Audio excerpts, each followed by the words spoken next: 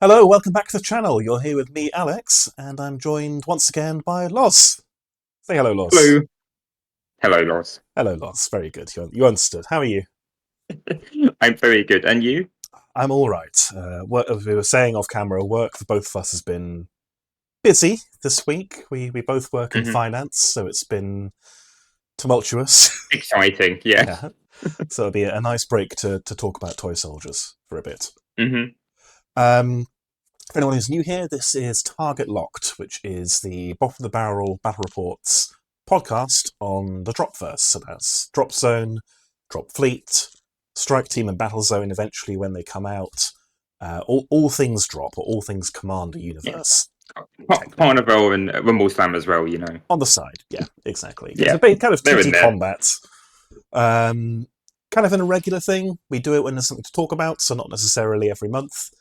But we have something to talk about today, which is the Dropzone Commander Balance Pass that came out just under a month ago. Just in time for your event. Yes, just in time for Danger Close 4, which has just been and gone. So that's what we're going to do today. Loz and I, as sort of pretty seasoned Dropzone players, are going to go through it and pick out the interesting bits to talk about. We're not going to do it necessarily line by line, but yeah, there have been some big changes. Mm. Before that, should we go through a bit of news? A few things happening? Yeah. Yeah. So what have we got? Looking at my other screen. This isn't really news, but just a reminder, there are tickets currently available for Weapons Free 5? Weapons Free 4? Weapons Free 5. 5, yeah. Yes. The Game Expo, right? The next Weapons Free. Yeah. That's it. Yeah. Drop Fleet Commander tournament series run by Gareth, member of the channel, and that's being run at the UK Games Expo. Do you have the date for that, Loz? I can guess it. It's next month. God, it is, isn't it? It's come around It fast. is the 29th of May. I don't know when the event is. I think it might be the 29th It as is. well. It's on the Friday. Fine. Okay. I want to say 1,500 points. Sounds right. I think so. Yeah, it's a smaller little bit. Smaller scale. Yeah. There'll be a link in the description to the event. But yeah, that'll be a really good time. I think you and I are trying to decide if we're going to go or if we're going to be doing other stuff, but we'll be there at least. Taking pictures, maybe, at the very least. At the very least, yeah. TT Combat will be in attendance as well. Then maybe getting Dave to come. I'm not sure. We'll know close to time, I suppose.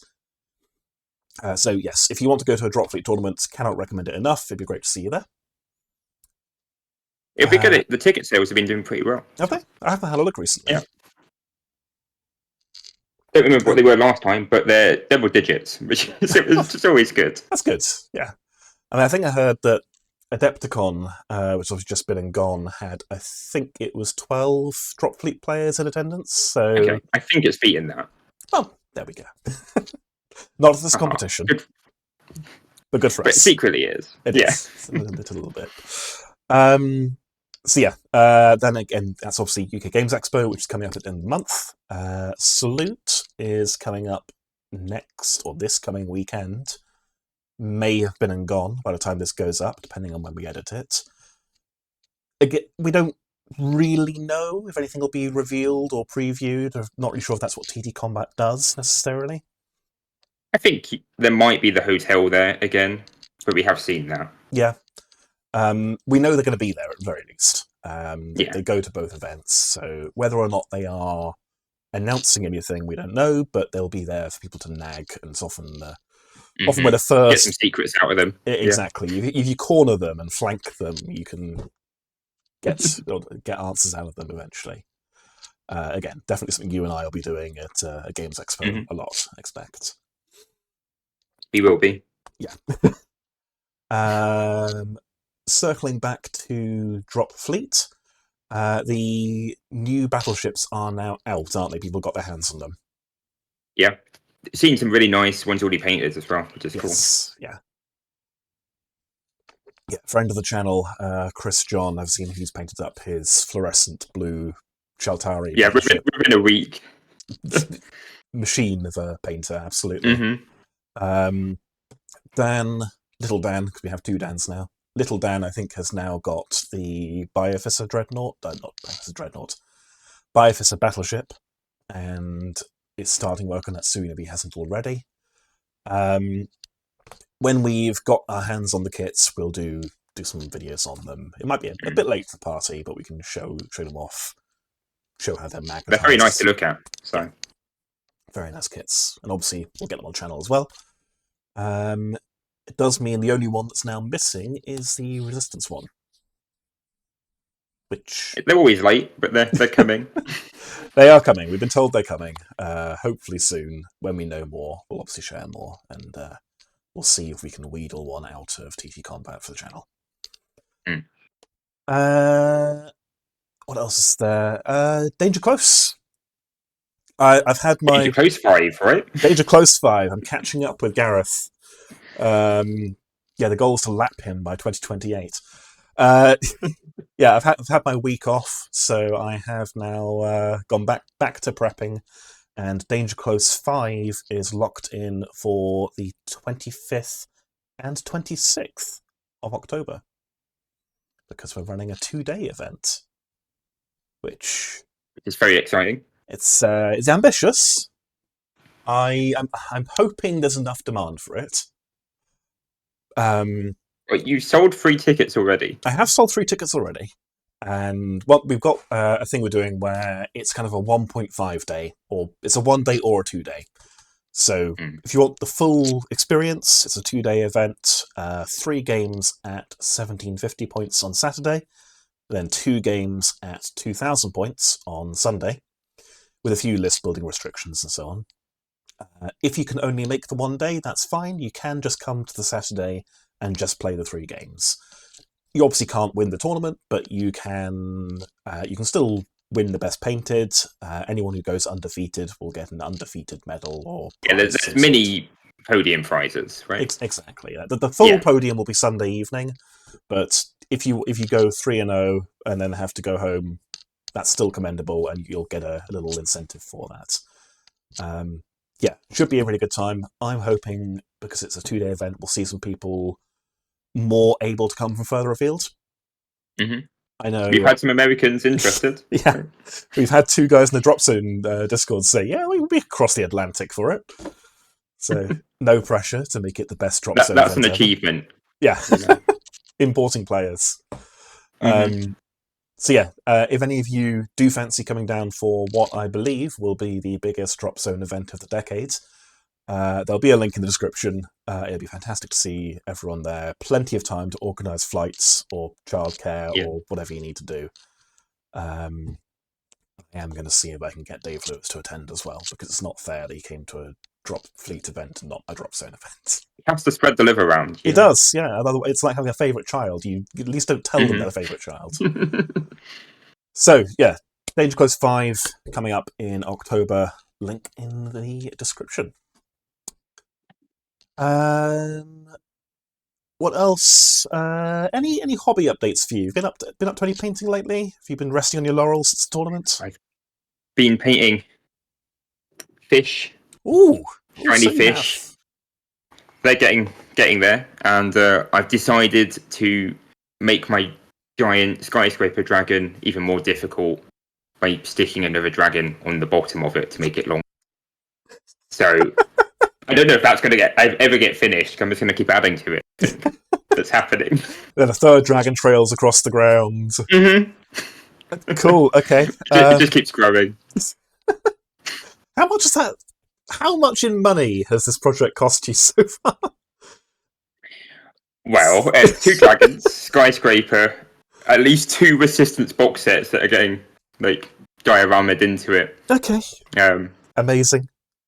It's an investment. Certainly. I mean, it turns heads. It looks fantastic. So it's fun. It's a fun thing that I can keep poodling away at. I'm not planning to mess around with it. Yeah. Which is nice. Fair enough. And if you get your money's worth, it's worth it, and it sounds like you're going to, because it's going to be this tall. It is. Very nice. And you?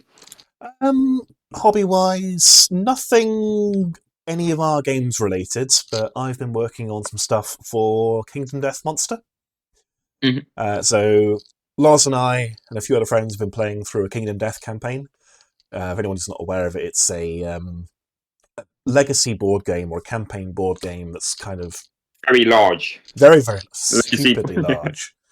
But it's, I don't know, Dark Souls plus Monster Hunter plus, I don't know, something else. Berserk. Definitely Berserk. Yeah. But It's a lot of fun. Yeah, but it comes with loads of miniatures. So as I'm kind of GMing it, as the players have lived for a bit now, I've made them some custom models of their characters. So this is Loz's. Where's the camera? There's the camera. That's my farmer. They don't use weapons; they just have farming tools. Yeah. So she's been primed and zenithalled, and then I'm also working on the final boss of the campaign, the Gold Smoke Knight, which, as you can see, Which looks terrifying. Exactly. Yeah. I've got basically nowhere, but that's the current project. As a breather from batch painting stuff. Once that's done, I think the next thing I want to do is some Carnival. Oh, Carnivale. We probably should come up with a consistent pronunciation. Just make it up. That's how it's how it's meant to be done. Oh, totally. Yeah, it's just how you say things in Italian, right? You just got to make it up as you go. More vampires, or I've got a few more vampires to do, and I've also got my Dockhands guild to do. I might try and finish off the vampires first, because Tall Dan and I are going to be doing a Strigoi versus Patricians campaign, and rattle through the scenarios. So having a wider roster would be cool, and they're nice to paint. So I'll probably get through them next. Not sure what the rest are up to, because they're not here. Find out soon. Find out soon. The next Talk Lock. Yeah. Next time we get them on the podcast. I think that is it. So shall we crack on with this balance pass? So, this came out on the 12th of March, 2025. So again, just under a month ago. And again, if you're relatively new to Dropzone, TT Combat kind of do these on demand. Like when people make enough noise about a balance pass being needed, or when we bother them with enough FAQs that they go, all right, that merits a new document. That's when they do one. Yeah. It does feel like it's in a good place, though. I think so. I mean, I think we can give our final thoughts at the end, but I would say this is the best I've seen Dropzone so far. Obviously, I only came into it with 2nd edition, so I have no nostalgia for first or 1.1 or anything. I don't know how you feel it compares, but we can go with that at the end with final conclusions. Let's start at the beginning. So, first of all, experimental rules. They're gone. Yeah. Or at least there aren't any experimental rules. There's nothing experimental.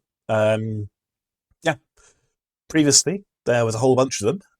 They are now gone in that they've all, bar one, been made into core rules. This is, straight off the bat, I think a good thing. For starters, it just standardizes how the game works. As a tournament organizer, it was a challenge for every event having to explain to players that we are playing this edition. This rule set, with these experimental rules, with this unofficial FAQ, and inevitably someone will get something wrong somewhere. So all of it being shifted into core rules makes that so much more straightforward. And I don't know, I think, would you agree that the experimental rules were good and were the way to play the game? Yeah, I think I played one game when we restarted on normal rules, then we swapped to experimental, and it just works better. The infantry combat works better. It kind of speeds and slows down like parts of the game that you want to. Yeah. So I think they work. I think so. It streamlines quite a few things, and it makes things a little bit more tactical. So those changes are changes to close combat.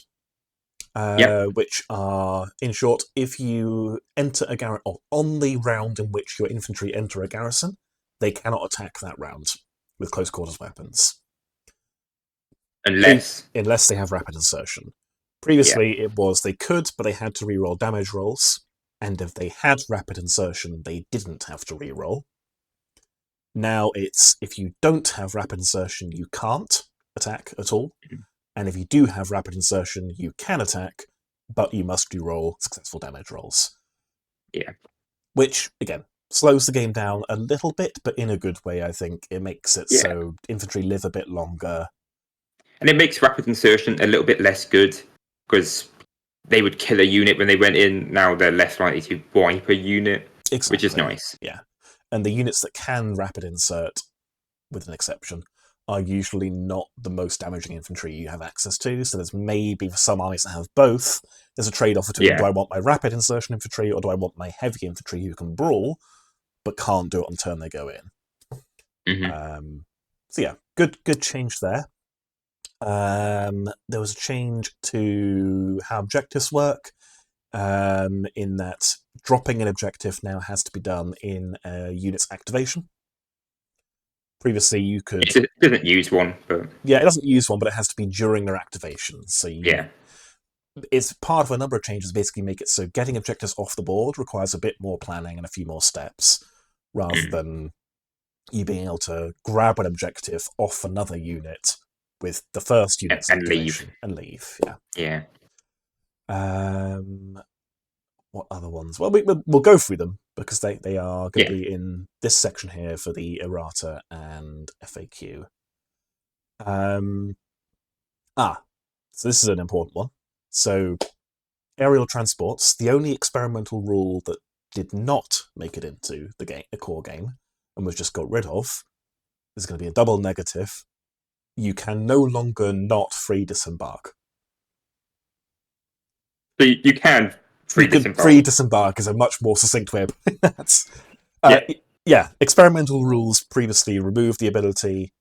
That's now been changed back, reverted, so you can free disembark and or free embark into an aerial transport. For those who aren't familiar, it's added to the FAQ document in the rulebook, but it basically means when an aerial transport moves, at any point in its movement, it can disembark something it's carrying.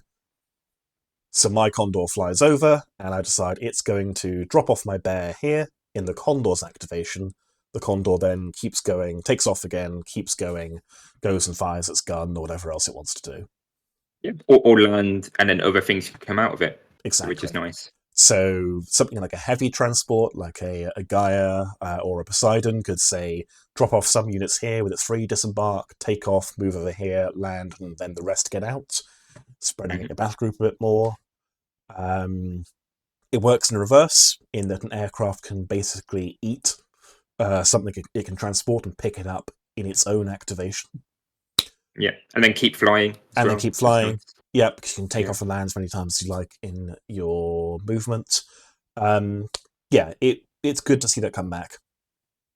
I think that was one of the few complaints about the previous batch of rules, was that transports having to land slowed the game down a bit more than maybe intended.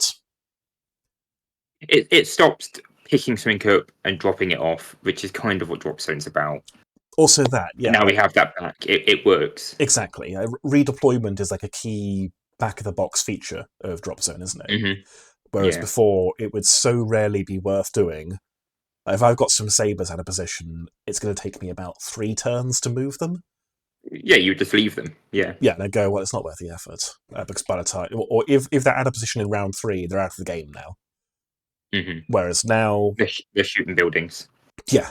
Whereas now the free embark, the free disembark make it much more fluid, much easier to reposition stuff. As a UCM, or moreover as a non-Shaltari player, I think it helps close the gap between the most maneuverable and least maneuverable factions. Yeah, which I think is good. It helps Shaltari out as well. It does arguably make us faster again, but I think it narrows it a bit. Whereas before, Shaltari could redeploy incredibly well, with access. Now at least everyone else can free embark and free disembark. Yeah. So yeah, good change. What else happened? You've got the new searching rules. They're very exciting. Yes, they are. That's an interesting change. Yeah, so hidden objectives. Do you want to explain this one? Explain how it used to work and how it works now? So used to be on a d6 roll, and you match the turn number you're on. So turn 1, you can't really do it. Turn 2, you need to get a 6 because you need to get 7. If there's enemy infantry in there now, it goes to a d3 roll, which makes it turn 4 until you can actually find anything. Yeah, without scan tokens. Yeah, which is quite significant. Very, yeah. Previously, it was if there are enemy infantry in the garrison, one or more enemy squads, you are -1 to your search roll. Yes, yeah. Which is not nothing, but you can power through It's not going to change a lot. Yeah, you can power through it with scan tokens. It's an inconvenience. Exactly. As you said, it going to a D3 means that the earliest you could hit the target number of 7 would be round 4. If there are enemy infantry in the garrison. Yeah, makes Legionnaires and Punguri and stuff so much more useful as just a denial unit. Yeah, you throw them in to hold something up, or razor worms, or attack dogs for resistance, are now going to be incredibly infuriating. Mm-hmm. In fact, can you razor worms, especially with their new rule? Well, yeah. In fact, can you put canine technicals in a drill? Yeah, they're real, right? Yeah. So they can come up anywhere and just spawn dogs. It's okay, cool. You can't find the objective. There are dogs barking at you. That's got to be worth however many points that is. They're quite cheap, I think. Yeah, the canines are pretty cheap. The 109 drill, depending on which drill they come out of, might need a 209. They can come out of the little drill, I'm sure, as well. Sure. I think you might need a big one, actually, because the big one is bus and wheel icons. Mm-hmm. And a technical is a wheel icon, whereas the 109 is a drill icon, which I think is only bikes. Okay. But I could be wrong. Either way, it's very funny, and I want to see someone field that as just my interference battle group. Just thousands of dogs. Yeah, or any. A single dog barking is enough to distract the Legionnaire who's searching the filing cabinets. They can come out of both. A canine technical is wheel or drill. Oh, is it? Fair enough. Yeah, so 45 points for the little drill. And how many points for a minimum-sized squad of technicals? It is 15, and it's minimum 3. So 45, so points. 90 points for that. That's... Shouldn't say it's worth it. That's really good. So yeah, that's an interesting change. I didn't actually come up for me at the tournament at all. I didn't encounter any dogs either. No. Not so much the dogs, but the D3 search. Did that come up for you? No, I was killing the infantry when I went in. Okay. With my stupid firstborn thing. Understood. Fair enough. So neither of us actually encountered it yet, but it seems interesting for both of us. I think it will make actually fighting over buildings more common. Which would be nice. You have to get rid of the enemy infantry rather than just try and out-search them, I guess. Yeah. Cool. What else we got? So we mentioned the change to mobile objectives. Collateral damage. Again, this is an experimental move to core rules. Is just now all collateral damage is resolved in the end phase, or the round-up phase. Rather than the weird thing of you do it at the end unless it hits a building with enemy infantry in it, because you do it straight up. You do it all the end, it affects every squad. Again, it's the way you and I are playing it, but yeah. Cool. I think that's everything there. I think so. Nice clarification on Vanguard battle groups. For as long as anyone can remember, it's been unclear how many supports you're allowed in the Vanguard. So it's now official, you can have 2, which is how I think everyone played it anyway, but good. That one picture was throwing people off. Yeah. Have we got anything else we need to mention? Rapid insertion we've covered. Access, again, that experimental rule went to core, where you can hop in one access. Sticky objectives? No, we didn't. We did not. That might be in the FAQ. I think it's in the FAQ rather than the errata. Okay. It's not technically a change, but it is a clarification, which is objectives are sticky, in that if you claim an objective, leaving mobile objectives to one side because they're claimed in a different way, but if you claim basically a focal point or an objective or etc., if I claim it, it is mine until you meet the claim criteria. So even if you shoot me off it or kill my entire army, it's my objective unless you get a non-aircraft within range, and I have nothing in range to stop you. Exactly. Yeah. Which again, I think it was ambiguous before. It's nice that's now been clarified. Mm-hmm. Speaking of clarifications, we got one there in the errata as well about how behemoths work. Because there's some of this slightly woolly wording where I think previously it said behemoths could not be affected by command cards or special rules. Yeah. Which is confusing. It works until you think about it and then go, well, hang on, Devastator Behemoth is a special rule. Mm-hmm. Or what about if I use a command card on my thing and the opponent is shooting? Does it work? So, it's now been clarified. Behemoths cannot be targeted. The crucial word change there is cannot be targeted by special rules and command cards unless explicitly mentioned. Mm-hmm. So what this means is that if I play a command, you've got a behemoth and you're shooting at my unit, and I play a command card on my unit, such as it affects it. Exactly, yeah. If I've got one that gives me right, I'm shooting at your behemoth, I use the command card to gain penetrative in all my weapons. That's fine, because I'm not targeting the behemoth with the command card, I'm targeting my unit and buffing them. Yeah. Whereas, say, deploy flares, weirdly, works the other way around, because deploy flares is when an enemy unit shoots, they re-roll all successful damage rolls. Yeah, which is targeting the behemoth, yeah. Yeah, so I can't use that on your behemoth because it's a behemoth. So yeah, nice clear up. I think it does resolve all ambiguities. I can't recall any off the top of my head that aren't. We'll find one. I'm sure there are some, actually, but yeah, cleaner than it used to be, at the very least. Yes, definitely. Yeah. I think that is... there are a few other things, like explaining how placing models works, that you can't put them on top of lampposts or trees. They have to go somewhere the model actually fits, and so on. And you can't land aircraft on roofs. Which I know some people don't like, but I think it keeps the game clean and working. It's less confusing when you don't have a bunch of different things on roofs. Exactly. When they're not actually there and stuff. Yeah. FAQ, anything here that's in black text is an old FAQ, so we don't need to go over it, but it's still there for posterity. A new one that I didn't think was necessary, but when rolled damage, if the result is a 13 or more, does it bypass passive saves? No. Yeah. I mean, correct. I'm surprised it needed answering, but if you ask that question, you now have an answer. Can a unit that's done both of its actions already reaction fire? Yes, it can. I think that affects a grand total of 2 units in the game. Flak teams, and there's something that's a transport with AA, I think.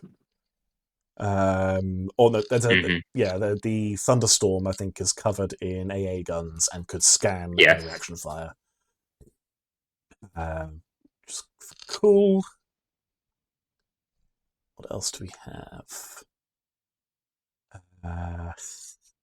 Schrodinger's aircraft has now been answered.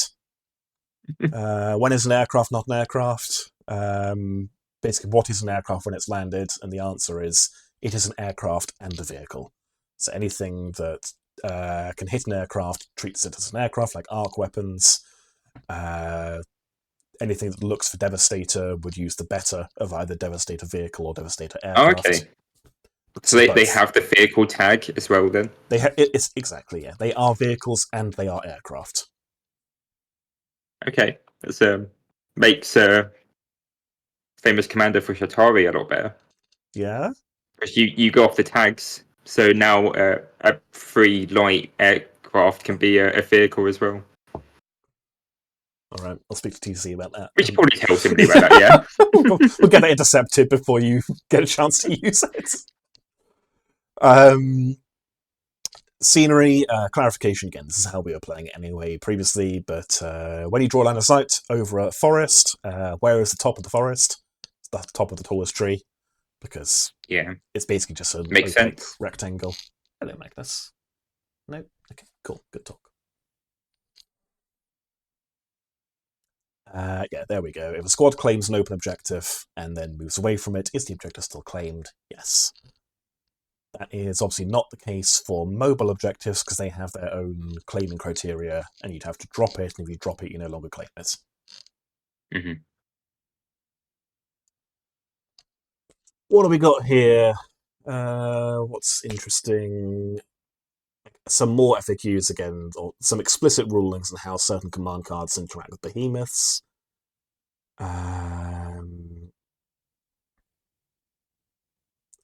Which you can read in your own time, basically. I think, again, they are all more or less what we said earlier, where if it targets the behemoth, no. If it targets something else, yes.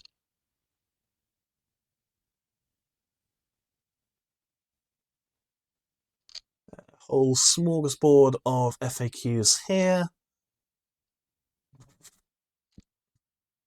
Your Auroras no longer struggle to hit your own evasive units. If you're trying to shield boost them, you ignore your own evasion. Yeah, which is makes sense. Makes sense. Yeah.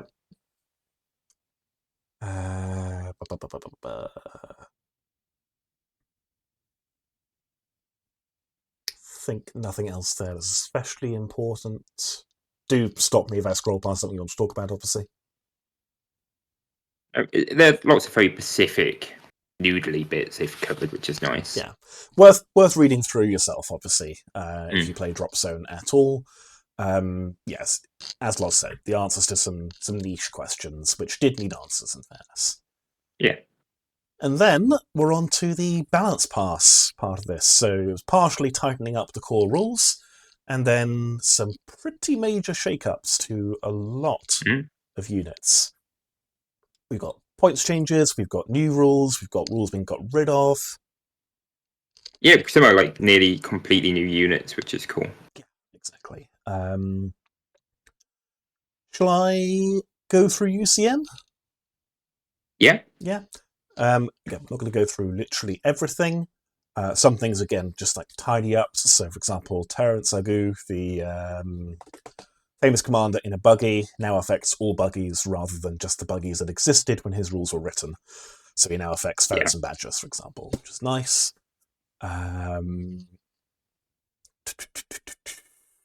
The Rock Phoenix and Kate Rawlins in her Phoenix all got some really nice changes to just basically general quality of life.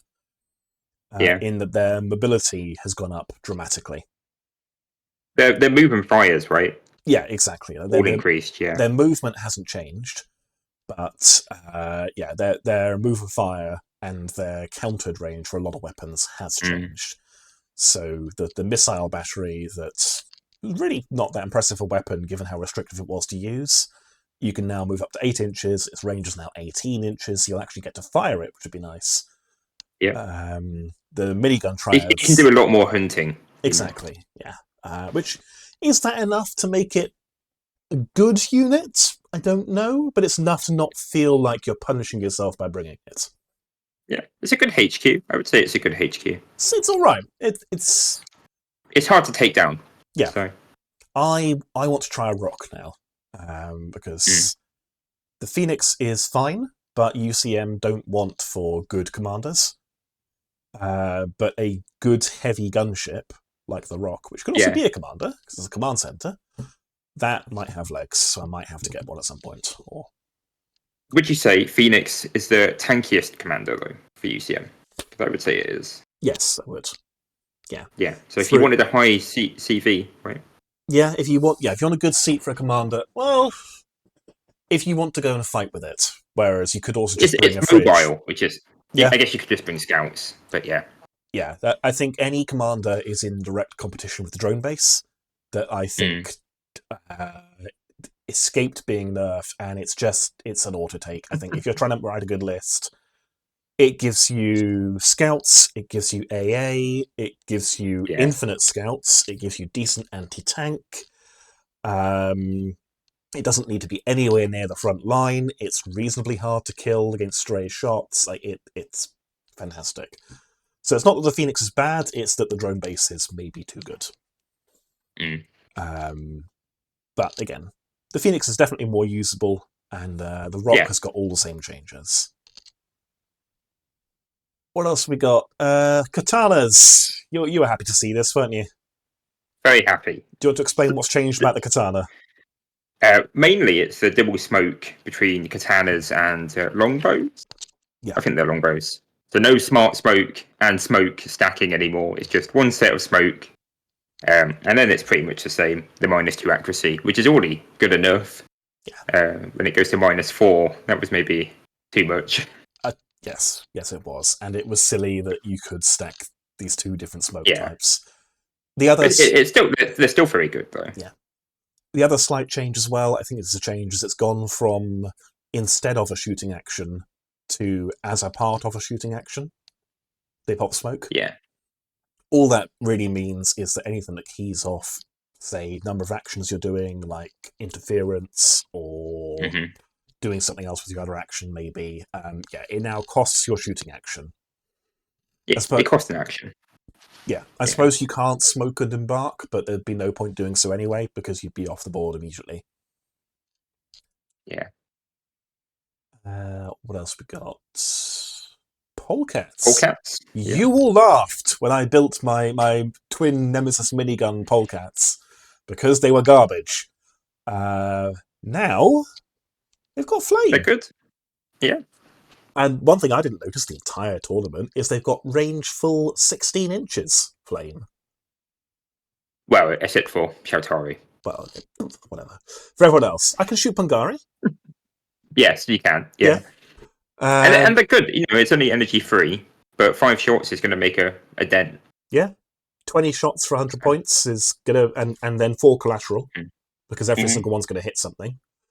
I think they've got legs now. They're in competition with the Katana, which is still probably better flame and more utility.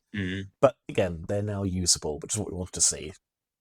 But they're scouts, right? And they're fast. They're not scouts, but they are fast. No? Okay. They are standard, in fact. So you can use them as the core of a buggy list or fill out your standard choices. Yeah. They're cheap standards then as well. Exactly, yeah. The minimum strength, if you want a standard choice to unlock your heavies or fulfill your mandatory standards, is 2 polecats in a raven. Or even 2 polecats and no raven. Which is... Describe the one.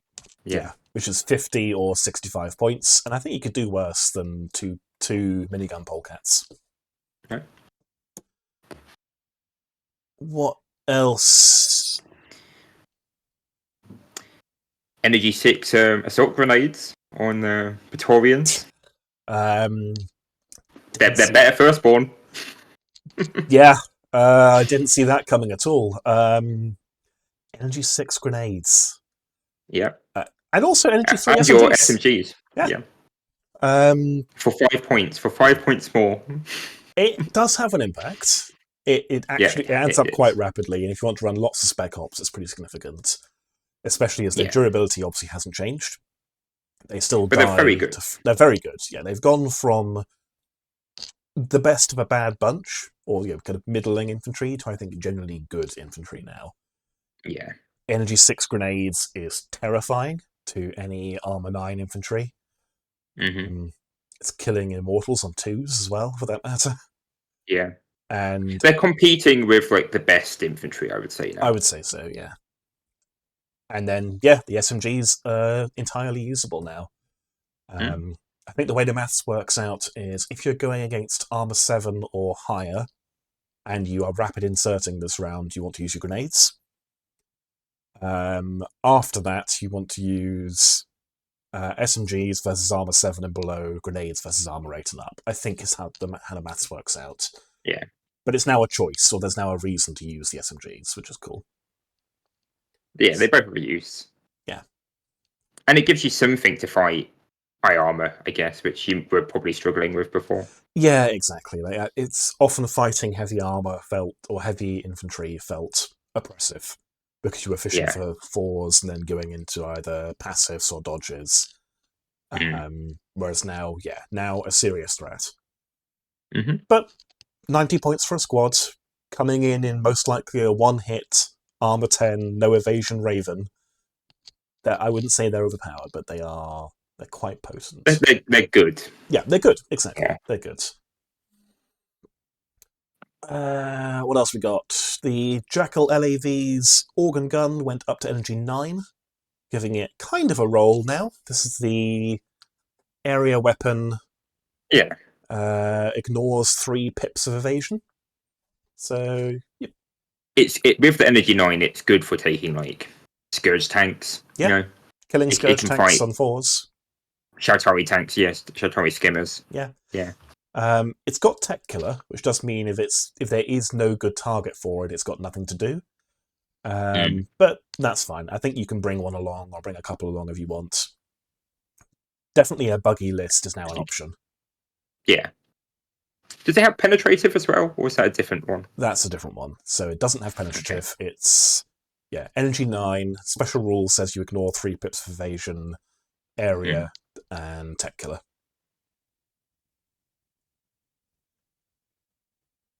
The Dominion. This made me quite happy. Your favourite flyer, right? Well, when I get to play with it, yeah. So I love playing with the Dominion when I'm allowed to play with it. I enjoy killing them. They're quite fun. I know. I think we mentioned in the previous episode, I fielded my Dominion twice against you.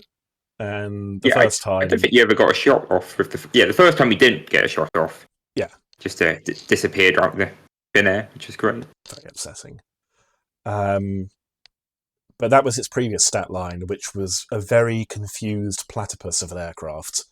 Yeah. But its bomb didn't work because it was rear arc only, and move and fire 6 inches. And it's it's pretty hard to ever get it in that. Yeah, in theory it's for killing behemoths, but any behemoth can see it coming 2 turns in advance and move. Walk away. Yeah. And if you did get there, it was energy 12, Devastator 3, I think. It was not that good. Now, it's dropped in points. Its bomb is completely different. Dropped 30 points. Dropped 30, which is not insignificant. And its bomb is 3 shots, accuracy 2, only range 6 inches, but that's fine because it's a fast mover. Energy 13, Devastator 3 versus behemoths. Yeah, and scenery. So and scenery. You do have a role. You can take a building out of it. Yeah. That's now a serious weapon. I mean, 3 shots. Also, even if there's no behemoth you need to kill, I would say 3 shots with energy 13 and no Devastator is the same as a broadsword, which is it's going to hurt a Scorpion or take something big out. Yeah, decent chance of one-shotting most Striders for Shatari. Yeah, definitely. Yeah, it's really strong. Its autocannon is no slouch either. That's changed to 2 shots, energy 10, strafe 4. Yeah, just 8 energy 10 shots. Yeah, that's really good. Yeah, I think there's a role for just killing buildings. This is your barrel bomb. Yeah, that takes a building down, right? I mean, if you can do it for cheaper with a Bunker Buster Seraphim, or rather 2 Bunker Buster Seraphim. But it's more satisfying doing it with a giant bomber. Yes, and you can do other things with it too. Yes. Yeah. But no, it's a really good unit now. Maybe it didn't need the points cut with all of the weapon changes. Might have gone a little bit too far. We'll see. It is still a plane, and it isn't, the most survivable thing. Yeah, true. So. And it's going to be locked to a battle group. It'll again telegraph where it's going because it's moving like a plane. Yeah, fair point. Yeah, you'll definitely be seeing the Dominion on some battle reports soon, because I ran it at the tournament and had loads of fun. They mentioned in the last episode it did 18 damage in one shot to Dan's heavy behemoth, and Has it got a kill yet? A behemoth kill? it has not killed a behemoth yet. No, it's done loads of damage to them, but not killed one before. Hence why we need to get on channel and remedy that. Yeah, you need 2. I could get a second Dominion. You would hate me. No one would want to play me. I already play too many planes. It's a fun thing to do. True, it is. We'll see. What else we got? I realise I am talking about UCM quite a lot, so I'll kind of rapid fire through a couple of changes and let you speak about a different faction. But just quickly, Longbow got the same changes as the Katana. With a couple of other quality of life things, it's now you can split fire in a squad. Oh, that's nice. For each unit in this squad, you can pick a friendly unit and smoke it, which is cool. And again, it really spreads it out. Yeah. And it's part of a shooting action as well, so again, you can't smoke and embark, which is good. They did not get indirect on their smoke grenades or smoke launchers for some reason, so they do need to be able to see the target they're smoking, but okay, that's all right. The Wolverine, all 3 of its weapons got buffed. Missiles and it's missiles, which are the penetrative weapons. Minigun, which is AA, both doubled in shots for free. And its light flamethrower doubled in range to 6 inches, which it's nice. Yeah, for a little 20-point scout, I'll take that. The Dingo can shoot infantry inside buildings now? Yes, it can. Hitting them on 4s, because it's not a flame weapon technically. But yeah, make them take a fortitude test. Gives it another use. Exactly. Yeah. The Albatross, this is the same for all of the heavy transports. They all got a rule called transport distance, where when a unit disembarks from or embarks into the heavy transport, you can place them in basically, not base contacts, there are no bases, but place the models in physical contact rather than measuring from the centre of the model necessarily. Yeah. Because it was often a thing, wasn't it, where you couldn't get some models out of some transports, technically. The 2 inches was not big enough, yeah. Yeah, exactly. Now, it's actually a slight speed boost as well, because you can now put the model at the edge of the Albatross and then move it. But mainly it's quality of life change. Yeah. And then lastly, the Columbus. The Columbus for every faction got this, where now when it starts in reserve with its retro thrusters, it does not force its whole battle group into reserve, which is good. Didn't it always do that? Or was that? No, previously it's how it should have been working. Exactly, it's how it should have been working. It's now how it works, which is kind of a theme for this this update in general. It's nice to see. Thoughts on UCM in general? Very nice. The buggy list as possible could be good. Probably not good, but fun. I like that you can use them now. Yeah. I'm pretty happy with it. I think I can't think of anything in the UCM lineup that I would say is never worth taking, which is what I want. Yeah, which is what you want. Yeah. And some things got very buffed. But they probably needed it. Some things did need the buff, so... Exactly, yeah. I'm not complaining. Scourge. Or Scourge, depending on who you ask. Scourge? No, Scourge. Tool Dan calls them Scourge. At some point, I'm going to try and get someone like Dave to clarify, is it Scourge or Scourge? I would say Scourge. Yeah, they were Scourge on the Galaxy. Exactly. Right. Yeah. Tell us in the comments how you pronounce the second faction in the Dropzone Commander lineup. But for the rest of this, we'll call them Scourge. Hot takes on Scourge. Loz, anything in particular you want to talk about from this page? I think the Laser Walker is amazing now. With Destroyer 5, 1 Destroyer hits, all of them are Destroyer hits. It has 3 shots, I think. 3 shots, yeah. Fishing 4-5 and 3 shots is going to happen. Pretty common. That's 3 crits. It's a nasty little thing. So it's 3+ accuracy, 3 shots. Yeah, its special rule is if any of its shots trigger destroyer, i.e. you roll it now a 5 up, all of your hits trigger destroyer. So you do still need to hit 3 times, but it's not impossible. Okay. No. And if you're it's getting crits, you can hit anything with. So it's a very good utility standard choice. Oh, it's standard as well, isn't it? I think it is. Yeah. I might have to do a crab build. I might have to go all crabs. I think that'd be a lot of fun. A lot of the crabs have got better for them as well, which is nice. Yeah, the Ravener, really nice change. Yeah. Your biggest change is razor worms. We did it! We fixed razor worms. There's a point to take them as an infantry choice. They also work better out of the crypto ship now. Yep. It's so they have infestation now, so you can kind of spawn them in within 6 inches of infantry. Yes. Which works great with your new search wall. Yes. You can just put them into objective buildings and be really safe. Absolutely. Yeah. It's now something you pick at deployment, and then rather than having them walk on or start the transport, you say they are infesting. And then, as Loz said, they can't do it round 1, but why would you want to? Because they start in reserve, they move into in readiness, and they enter the board up to 6 inches from a friendly garrison squad that did not infest, so you can't infest chain, which is sensible. Outside of a garrison occupied by enemies, so you can't go directly into a garrison the enemy is in, and at least 4 inches away from any non-garrisoned enemy squads.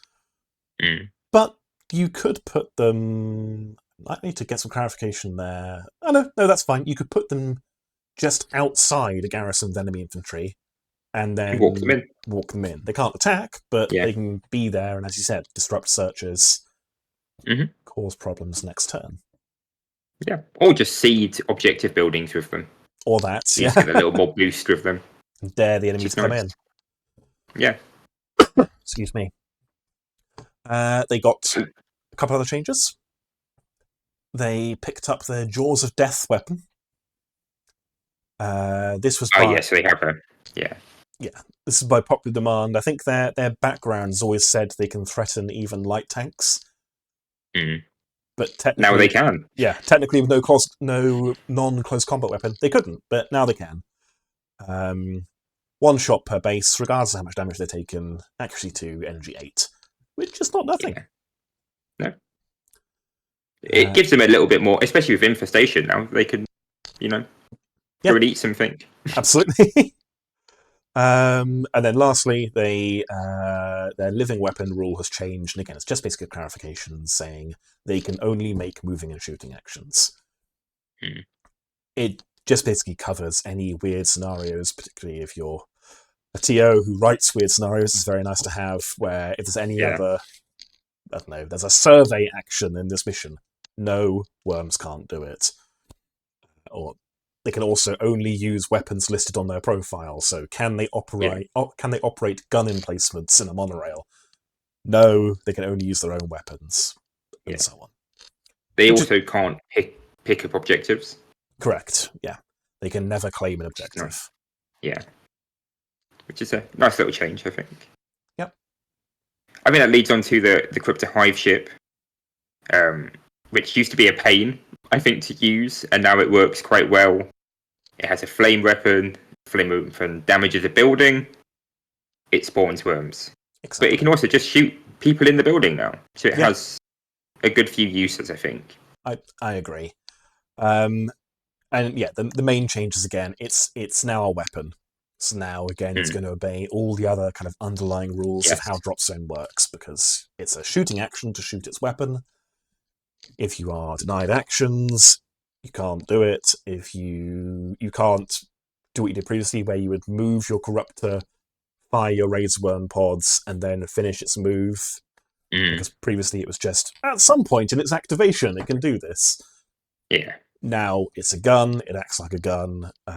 Just again, tightens And the it game works up. like everything else. Yeah. Exactly, which is again, it's just a nice change to making the system consistent. Mm. And as you said, it also means you can now flame the infantry directly with it if you wish, if you'd rather not worm them. Yeah.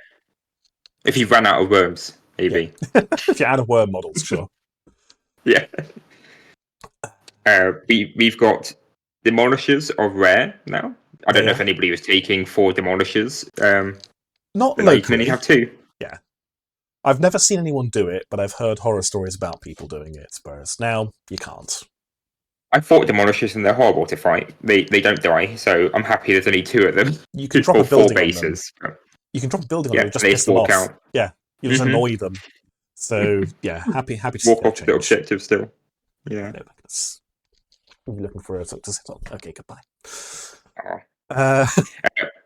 The spider drones are tough, which makes sense. They can't be critted and they re-roll collateral on them and stuff. I think they're only 1 hit point each, so they don't have resilient, but it wouldn't do anything for them. But yeah, the re-rolling collateral is nice. Yeah, and they can walk into buildings from any side, which can matter. Yep. The arthropod got a bit more maneuverable. Mm-hmm. Movement fire went from 4 inches to dash. Its claws are longer range than they used to be, and it can now claw sideways, which is cool. Yeah. The decapitator. I like it. I think it's quite cool. I think so. It was previously pretty bad. Yeah. And not very Scourge. No. But now it's a shotgun. Right? It's 4. You run it up 4 inches, do 6 damage to a behemoth. Absolutely. Or if you're not doing that, it's movement 12. Which is funny. Yes. Yeah. So it's exactly. It needs the movement because it's so short range, right? Yeah, exactly. Yeah, cool. I'm happy to see that. I think it's pretty cool. Is it going to be a common choice? Don't know, but again, it's more playable than it used to be. It has a use now as well. Yeah. Slaughterer went up in points to 130. It's still really good. But it's fine. The Screamer changed, I think. What changed about the Screamer? There's a penalty of 1 to objectives. So if it's in the building, it's -1 plus the D3 now. Yeah. And the penalty to fortitude. But you can also do it within linked garrisons. I don't know if that's new. That's quite good. Yeah, it's not bad. I think the main change there is it doesn't stack with itself. I think previously it was a cumulative penalty to fortitude, whereas now it's if you are in a garrison or linked garrison with 1 or more Screamers. So you can't double Screamer. Yeah. Exactly. Still good though. Still good. They're really good.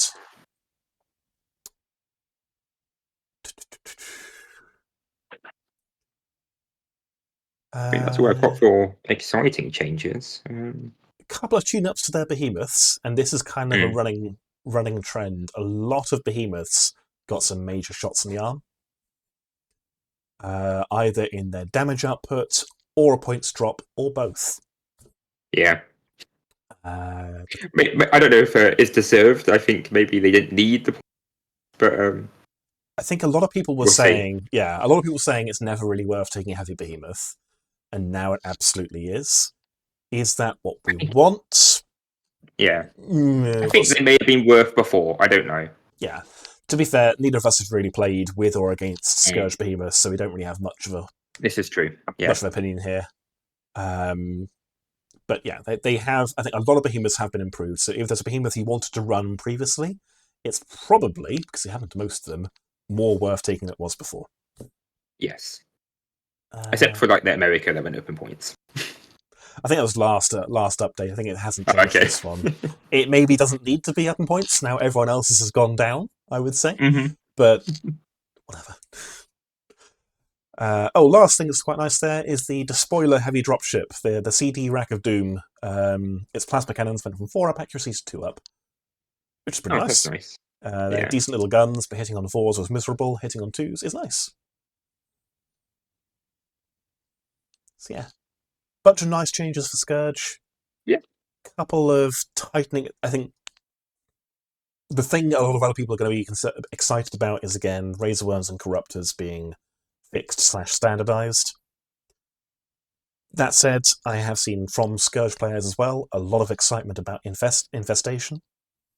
I like Infestation. It feels very thematic. Exactly. And there's a reason to take Razorworms in your standard slot, which there wasn't before. Yeah, before you would never spend a point on a Razorworm. It'd be pointless. Yeah.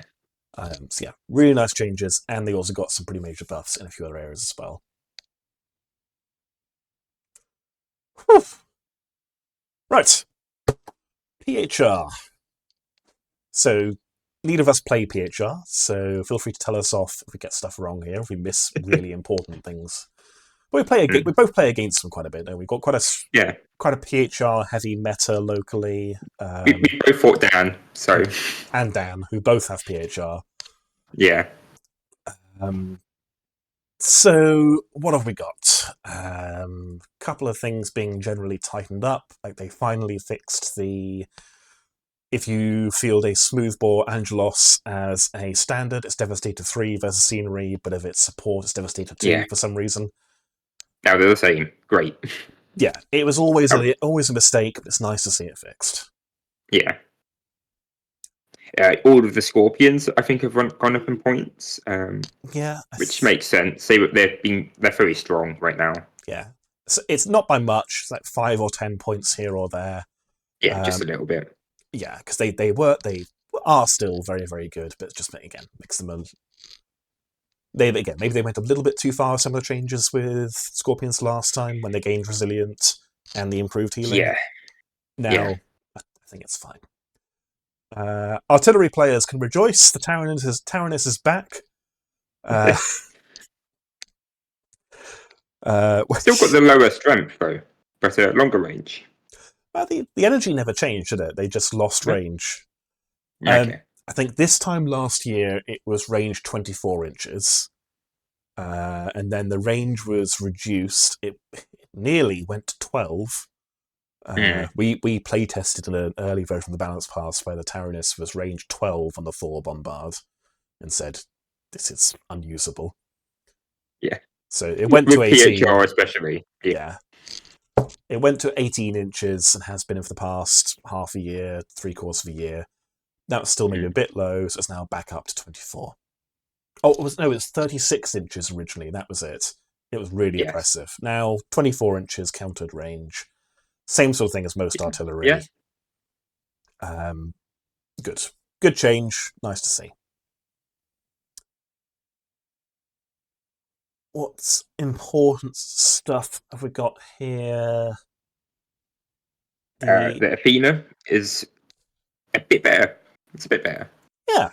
One pip of accuracy. Its name is now no longer a lie. The Athena air superiority fighter can win dogfights. It could probably still be a 2-up. I think it could still. Its AA is quite low. It's AA 3. That's AA 3, I think, yeah. Which I think is the average. Yeah. But against Evasion 5. So it's a -2. Yeah, so it goes to... No, 5s, which is what most dogfighters hit each other on, I think. Yeah. I think the only AA 4 is the Tempest and Archangel. And the Tempest hits on 4s anyway, I think. I think the Fire War Spear might be a 4 as well. Oh god, it probably is, isn't it?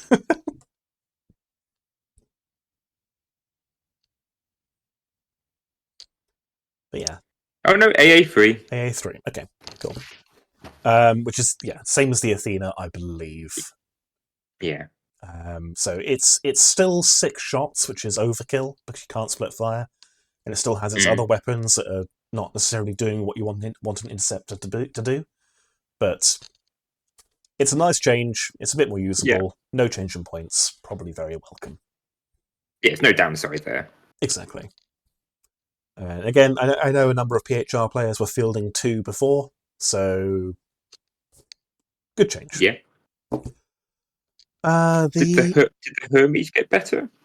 Hermes... Hermes. What do you do, Hermes? It's -2 to Yes. searchers.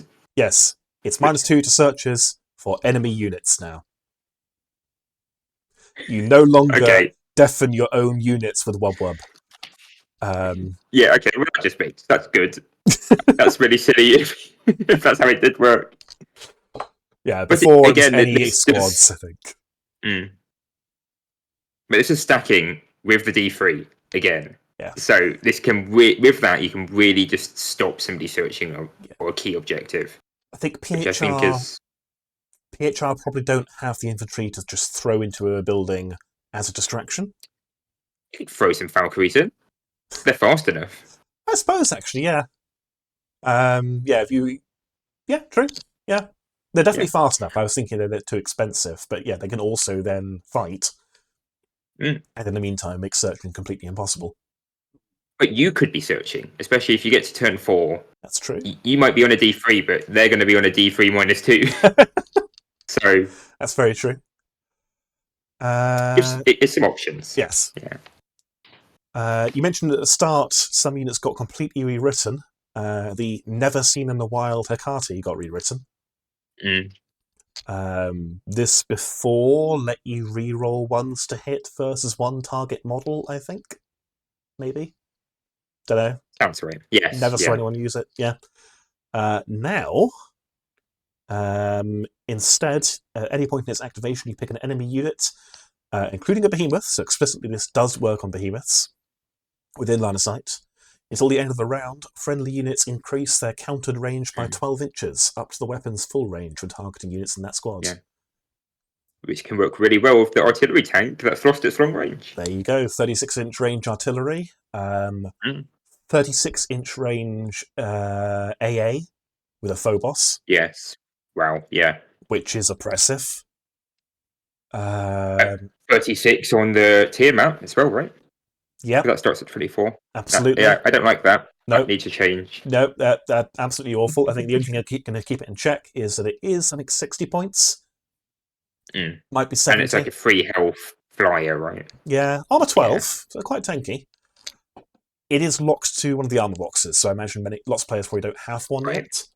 But yeah, I can definitely see some cool shenanigans with it. Again, 36-inch range AA horrifies me as an idea. Yeah. It's something you can build a list around quite nicely. Exactly. And it's not unarmed. I think it's got 4 energy 8 shots with its Huntsman cluster or something. Okay, yeah. Yeah. It's good. The Njord and Poseidon both got the transport distance rule we mentioned for the Albatross. All 4 of the behemoths were buffed in one way or another. Yeah. Again, what this actually means. The Cronus, I can't speak for. The Tethys tripled in firepower with its flamethrower. Which is cool. Fine. It was already killing infantry, right? It's devastated 3 versus infantry, and it's now 3 shots, and it has 2 of them. So it will melt infantry, which is cool. The one I can't pronounce dropped in points. And the Venus's drones got a little bit better as well, going up in energy and armor. Yeah. So I would say fairly restrained for PHR. I think they had the least amount of changes, but I feel like last time they had the most amount. Yeah, that's true. Scorpions. Exactly. Yeah. This was kind of fine tuning with a couple of things like the Hecate being redesigned.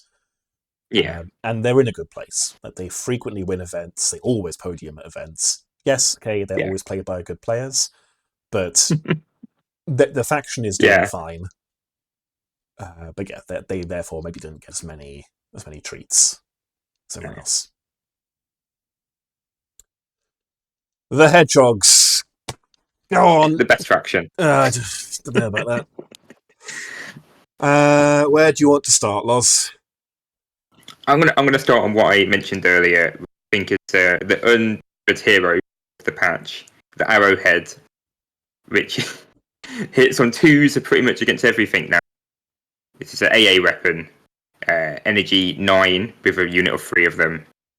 They're very good, but it's the reaction fire thing. So you can't shoot normal AA with the Arrowhead.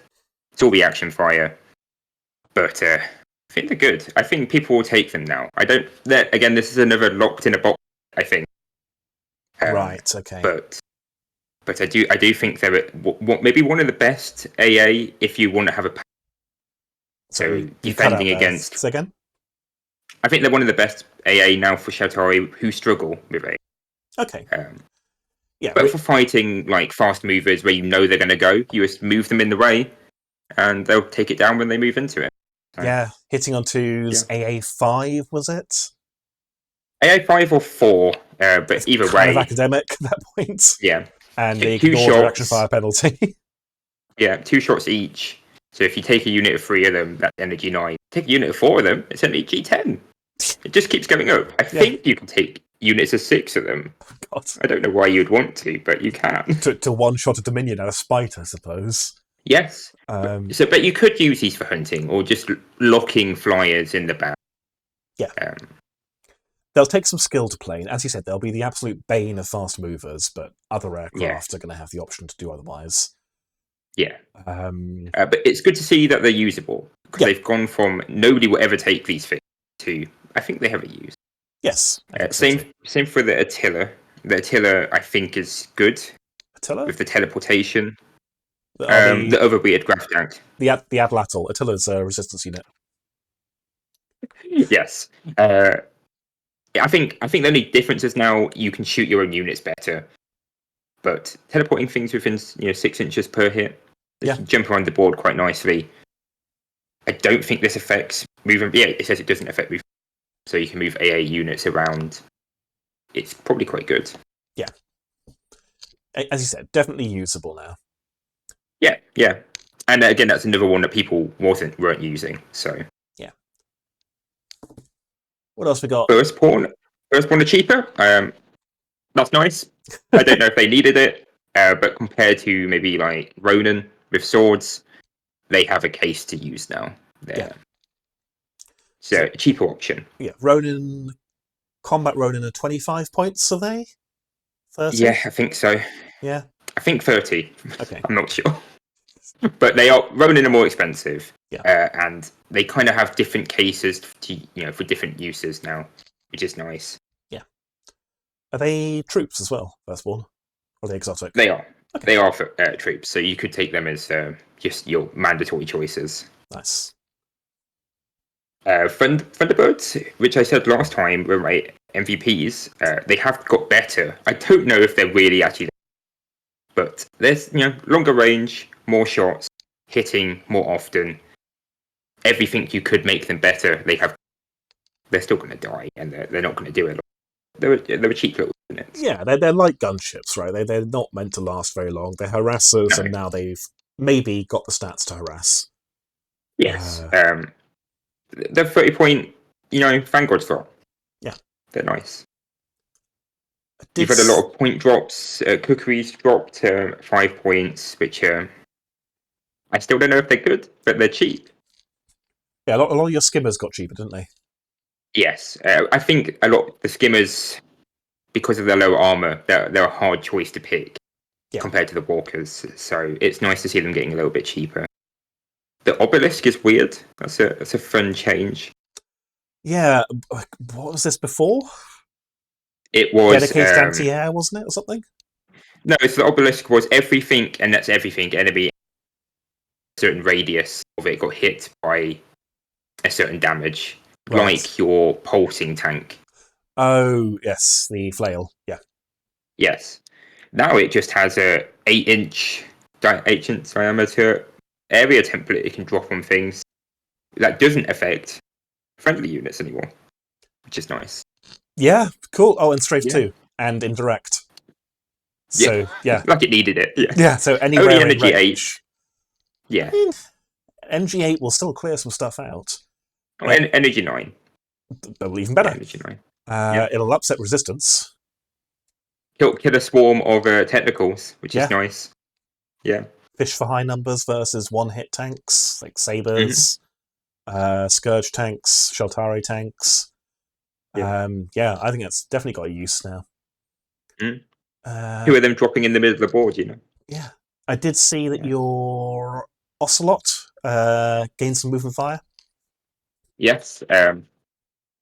Makes it a little bit easier to use. You know, it's a lane guarder anyway, but it can now peek out around the corner, which is nice. Yeah.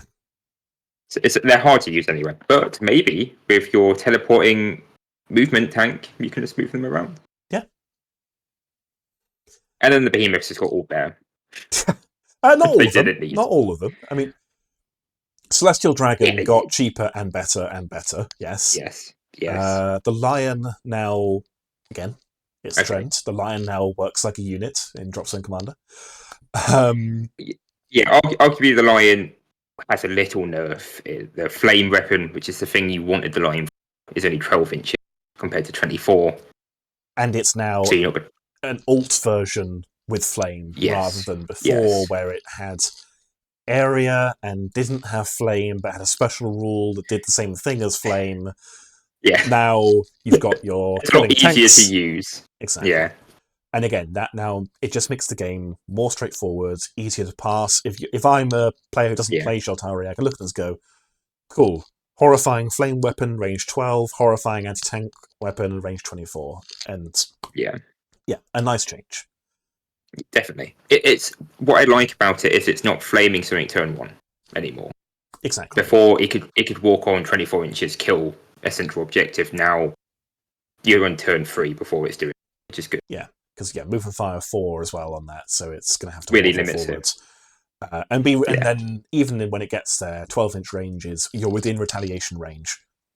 Exactly. It gives a bit more of a reaction to this behemoth coming, especially for shouldn't destroying everything it sees. Absolutely. So yeah, nice change. And then the tiger literally double in fire. Yeah. Cool. The two big behemoths I think are very silly right now. But all of the behemoths are, I guess, and they're all good. Yeah. We saw a lot of behemoths at Danger Quiz 4. And they were impactful. Were they too impactful? I don't know. Yeah, it's hard to tell. I think it's the first time we've seen so many to really know what the effect it's having. Yeah, and the question is going to be basically, can you take on a player that has a behemoth if you either don't have one yourself or didn't tech into fighting a behemoth specifically? If the answer is no, is that a problem? Or should it be, well, if you're playing 2,000 points or whatever, you should be teching into anti-behemoths because you'd be expecting to see behemoths? I don't know. Not sure what the answer is. I think you should be bringing anti-behemoth, especially to these events now because we've seen so many. But I do think a normal list would struggle if you haven't got. I think it's a hard one. Yeah, I think even lists that are built to kill a behemoth are sometimes going to struggle to do so before it gets to do what it wants to do. Yeah, for some of them, definitely. Like America, maybe not, but the ones with 1,000 guns on, they're going to be wiping good chunks of your list every time, which can hurt. Yeah. So it's interesting. I mean, we'll talk more about this later for Danger Close, but again, there are some list restrictions for the next event to keep behemoths honest. For the 1750-point games, you are allowed a maximum of 1 light and 0 heavy behemoths. And for the 2,000-point games, you are allowed either up to 2 light behemoths or 1 heavy behemoth. So, because I think where they got really oppressive is when people had a light and a heavy. Loz. Okay. I only used it once. It wasn't 2 heavy behemoths, okay? No one's tried that yet, and they're not allowed to. But yeah. Thoughts on Sheltari, generally speaking? I'm really happy to see the skimmers getting touched because they were the last things I think were struggling. Mm-hmm. The AA units that we have are getting there. I think some AA units are still. Why would you take it? But maybe that's the point of Sheltari. I think. Other than that, I'm quite happy with them.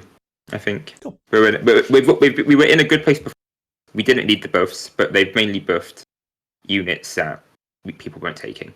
Yeah, which is, again, what you want to see, right? You want to see units that were not very good be brought up, and maybe a couple of things get reined in, which I think is obviously. Resistance! So you have a resistance army, so this should be your area of expertise to an extent. I have a very weird resistance army with like 3 units. Actually, yeah, we can skip most of this for you, can't we? Yeah. But there are some really good changes. The Pizarro is, well, at least its deforestation missiles have a use. Yeah. They can shoot their flame, it's long range flame. That's very nice. The little Carry Hawk bunker. If you had your commander in there, I don't know why you put your commander in it, but it will survive a shot now because it has 3 health and resilient, so it's more likely to stick around. I guess you don't put a commander in it, or you put a level 1 commander in it at no cost, and then you can do any influence cards at line of sight range. Or you have your commander in it, but keep it inside the aerial transport. Yeah. And then when the aerial transport dies, it should survive falling. Oh, I see what you mean. So that's a good point. Yeah. Resistant veterans are nice with the assault grenade at Energy 6. They've stolen the UCM grenade. It's not allowed. These are the Callum volunteers. Yes. But I think that's nice. To be honest, yeah, auto-passing fortitude, resilient, and Energy 6 grenades. They have no dodge, but that's still tanky infantry. I think it helps differentiate them and the UCM. Well, they're not UCM, they're veterans, I think. Yeah, Marine Force Recon. They're, yes, yeah. The Attila this time, not the Atlatl, got a couple of nice changes. So it went down in points. So if you field it with its base weapon, which is the claws, then more power to you. It's cheaper. They're still funny. Are they good? I don't know. I don't think so, but they're a bit cheaper. Their anti-materiel guns were previously useless. They were one of the many guns that are good at killing something that's at a wall, which just doesn't come up often. Doesn't happen. Yeah. Now, but they the PHR sniper rifle, right? Yeah, exactly. They literally borrowed that and welded it to the side of the Attila. So yeah, 2 shots, 24-inch full range, with flame at Energy 6. Yeah, that's a solid flame weapon. Good. Yeah. I guess you're only going to kill max 4 things. There's no Devastator there, but it's going to be damaging a base. Yeah, but it's going to be 2s into 3s to crit them, so it's going to be pretty reliably plinking away at light infantry. Yeah. From, again, a safe distance away. It's a good bit of long range. Yeah. I think they were the last faction. Yeah, they were the last faction not to get any long range flame, I think. Yeah. So it's nice to see. Definitely. Definitely better than the previous version. 100%. Berserkers are fun, I think. I don't know if they're better, but they're fun. From the Resistance players I've spoken to have, with varying amounts of expletives, said they are not better, they are worse. Sure. Okay, so sure, they're worse. But when they take damage, which they always do because they die so easily, now you're going to have something that can take on heavy infantry. Yeah. So if you throw them against hazard suits or your armor 9, they're not going to die from it, but now they can damage them and they take a bit of damage back. Yeah. For anyone not aware, what's changed is their energy of their weapons has dropped from 4 to 3. So it's 10 energy 3 attacks per base. But now for every damage point they've suffered, they increase their energy by 1. And I think the way the maths works out, leaving rapid insertion to one side, the way the maths works out, I think, is that they do pretty consistent damage regardless of how much damage they're taken. If they're going into medium infantry, I believe that's about how it works out. Because you get down to 2 berserkers being left alive on a base, but they're now so angry they're up to energy 6, so it's now 4 energy 6 attacks, which is still going to... It'll go up and down depending on what army you're fighting, but what it should mean is that a berserker squad that gets neutered by, say, flame, or collateral is not... Well, it's not neutered. It's been reduced, but it's not now completely... So they keep fighting on a consistent level, which before they were very, they do a load of damage and they're dead. Yeah, exactly. So which is, I think, is a nice change. And also it meant, if I can put a bit of chip damage into them, or if a collateral can hurt them, then their damage will quickly fall off. Whereas now it's not going to fall off at quite the same rate. Again, the breakpoints vary based on what army you're fighting, i.e. rapid inserting, and so on. So it's not the worst thing in the world. I'm not sure if it was needed.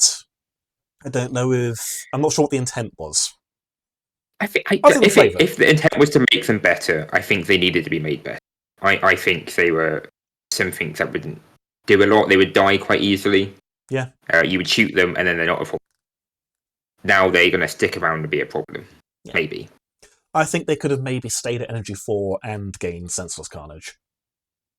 Yeah. Because then they'd be genuinely scary as they start taking damage. And then, amusingly, you have 2 Energy 10 attacks running down to 1 Berserker, which is fun. He's just really angry. Yes. But no, it is what it is. I think it's not... They're not nerfed into oblivion. They're not really buffed either. They're tweaked. Yeah. Storm artillery just got better. Yeah. Before it had a special rule where it always hit buildings on 4s rather than 2s. Now it's accuracy 3 and hits buildings on 3s. So just straight buff. Yeah, just good. Yeah. Constantine.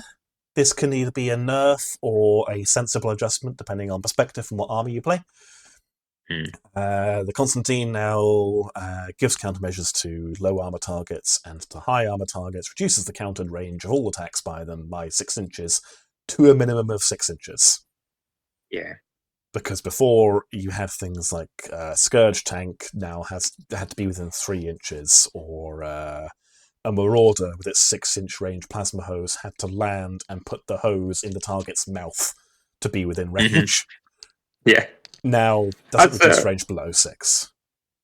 Has the infinite range bit changed? Or was it always 24? Always from 24. Okay. Which has always been a bit weird, but yeah, it's fine. Yeah. I think it's sad that you're losing it on your hover, so it's only tanks that are going to get the reduced range now. I think it's always been the case. Was it not active countermeasures? It affected the active countermeasure units? All friendly non-behemoth vehicles with armor 13 or more within 6 of the Constantine reduce the countered range against them by 6. So it does affect hovercraft. Because hovercraft... I'm thinking they might be. The Cersei's armor 13. Oh, okay. Then yes, it's great. The Kraken it isn't a nerf. The Kraken is lower armor. Yeah, but the custom will get it, I think. Or maybe that's 12. I'm not sure. But yes, if it's not an Earth, that's good. Yeah, and it makes sense. I think the other half of its countermeasure rule didn't change either, so it still gives countermeasures to buses and other targets that don't have countermeasures and so on. So it is technically a nerf. I think it just basically it makes them reasonable. And not unfun for Scourge and some other armies. And it's not hard to stay out of 6-inch range. Exactly. You know? Yeah. What else have we got? Zukov gained a pip of AA, which is very cool. Yeah. AA gun technicals lost some accuracy but gained some energy, which is a net improvement against virtually every target, which is cool. Increases to energy are always significant because they make it so you can crit more easily as well as damage more easily. Yes. It probably makes them a little bit worse for like fast movers or evasion aircraft, but I think it still works out better against literally everything other than maybe armor 9. So just all of Shatari. Okay. Exactly, yeah. Because they can now crit armor 10, which they couldn't before. Yeah. This is a good point. So yeah, a good change makes them a bit better. Cyclone got some significant changes. Longer range. Longer range. Increased range? No. longer countered range with both its missile types. Buying the missiles is now free. Penetrative added to its tornado missiles, and its chain gun, which you swap out for the missiles, also got improved. I believe it lost move and fire. I think so. So the energy is the same. Yeah, 4 NG9 shots at range 18 countered on a fast little aircraft isn't bad. Good little flanker. No. Take out transports, like infantry transports and bits. Yeah. Light tanks, yeah. Drills. What changed with the drills? They both got the same thing, and then the 209 also got the transport distance rule. Basically, a tidying up of how the rules work, which is a drill always starts in reserve. You can never have it start in readiness, even if it's in an HQ battle group or the like. It doesn't force everything else into reserve, and then just a bit of tidying up. Exactly, yeah. It avoids some of the jank that happened with drills. And then behemoths. Some of these are more relevant than others for us because we have seen Sophie field the Avernus and Cerberus on the channel before. The Avernus, which is the laser pointer one, lost a pip of energy, but gains Devastator 2 everything on its mining laser. It's a good change. It's, makes it better at what you wanted to do with it, which is actually kill something. Yes, exactly. So it'll now carve through heavy targets generally more reliably, but it's not going to instantly pop every light target by being energy 13. No. And it's not going to ignore passives on Shaltari either. It's probably going to do 4 damage, but it's not going to just ignore it all. No, but it allows it now to actually snipe HQs, where before, even if you're energy 13, you're only doing 2 damage, you're still... Yeah, and it is a behemoth. Yeah. So it should be having an impact. Cerberus dropped in points a bit, and its vent repeater was previously hit rolls of 1, caused it to take 1 damage, I believe. Now it's damage rolls of 6, caused to take 1 damage. So you're not going to blow your guns off and also do nothing. It's the same as Drop Fleet, actually, with overcharged weapons. It's a good change for them. Yeah. So if you hurt yourself, you've also hurt the enemy, which is nice. The Juggernaut lives up to its name now. It picked up the 8-inch blast template. Yeah. And gained Devastator 2 all on its 800mm naval defense gun, which it needed because before it could not one-shot an Invader APC. It was another... Yeah, it feels like a giant artillery gun now. Yeah. Which is nice. Yeah, absolutely. Which, when you're fielding a gun that is that long, you want it to have that feeling. Definitely. And then the Columbus, the Colossus even, got firing arcs, which it didn't previously have. Beforehand, its weapons had no firing arc, meaning technically you could not launch as missiles. So, nice. And a points drop. Yeah, it's good. That's it. Hot takes Some good changes. Yeah. Hot takes on Resistance. Good, bad, ugly. I think they've got some long-range flame. Very nice. Like PHR, not a lot of changes, but some nice little changes, I think. Yeah. I quite like energy 6 grenades. I might fake. It's all veterans now. Because you're Callum, 240 veterans. I am, yeah. So I have the Callum buses and stuff. So I might as well just take the 220 infantry as veterans, and yeah, yeah. Why not? Excellent. Good. Yeah, I think good changes pretty much all around. Again, the only one that seems odd to me is the Berserker change, just because, again, I'm not quite sure what it was trying to do.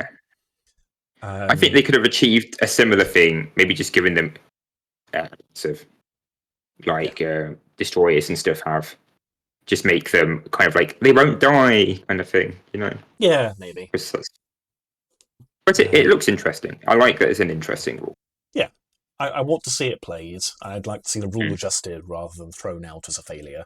I don't think it's a failure. I hope it doesn't mean that Resistance players just decide on not playing with it anymore, because they look cool. But yeah, that is the lot.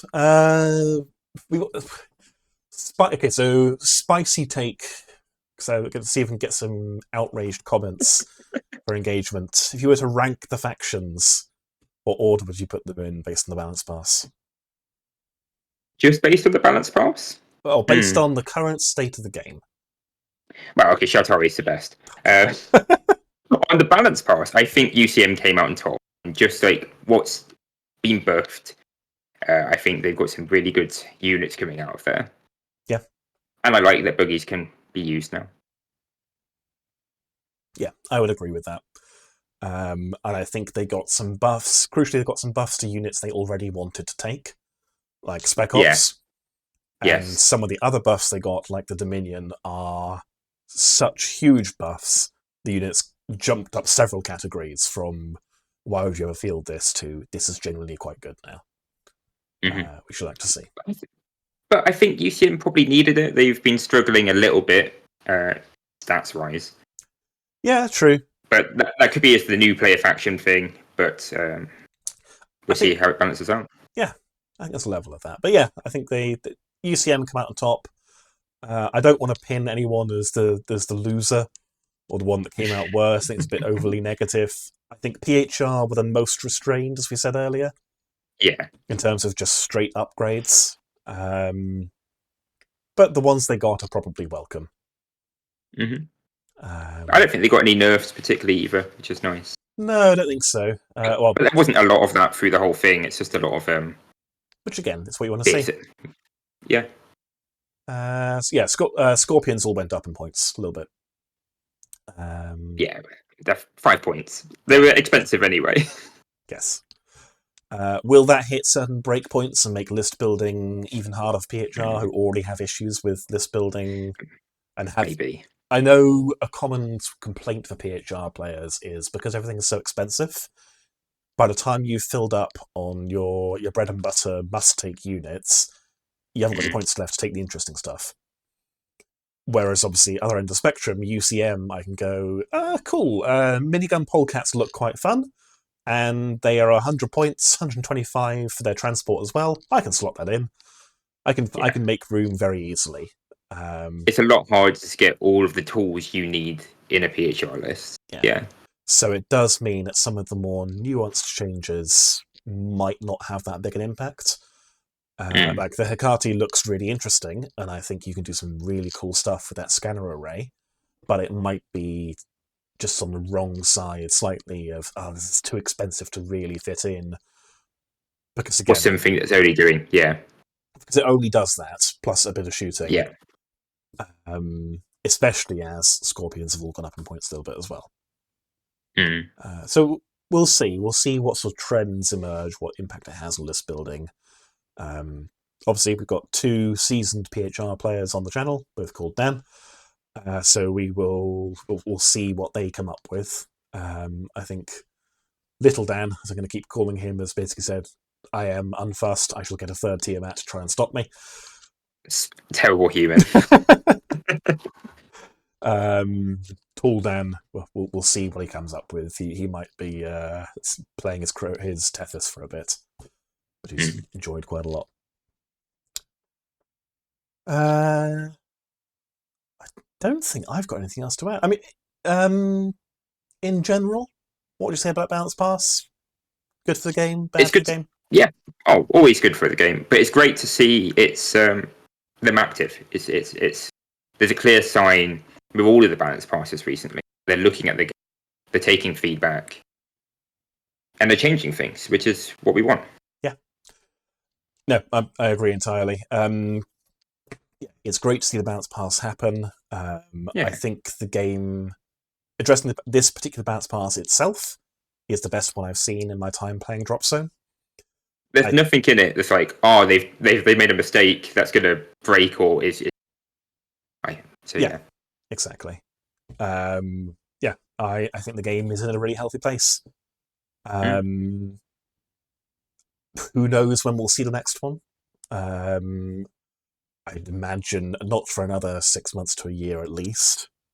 And of course, at some point, we're going to see Biofizzes added to the mix. Third edition, maybe. With third edition, maybe. Like we hinted it a lot, so I should go on the record and say we have not been told third edition is coming. Honest, we can hope, but we don't currently know any more about a new edition than you guys do. If it is coming, then in a way it's reassuring that even if a new edition is coming in, I don't know, half a year, TTC is still happy to do a rather long, thought-out balance pass in the meantime, which is nice. Yeah.